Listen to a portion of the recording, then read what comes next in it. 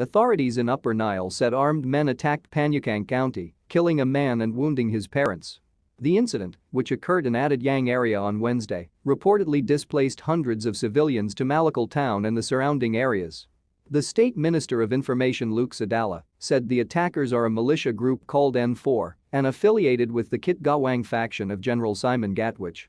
General Simon Gatwich's faction could not be reached for comment.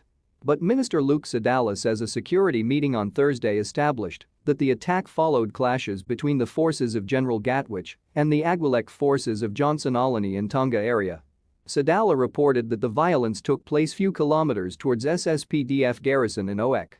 The group that attacked is belonging to Simon Gatwich group, but there is another name that we heard called N4. It is the group that attacked the area, said Sadala. So we as a government tell the divided groups of Olney and Gatwich in Tonga that they should not move to the areas of the civilians who fled for protection and to save themselves in the place near the government.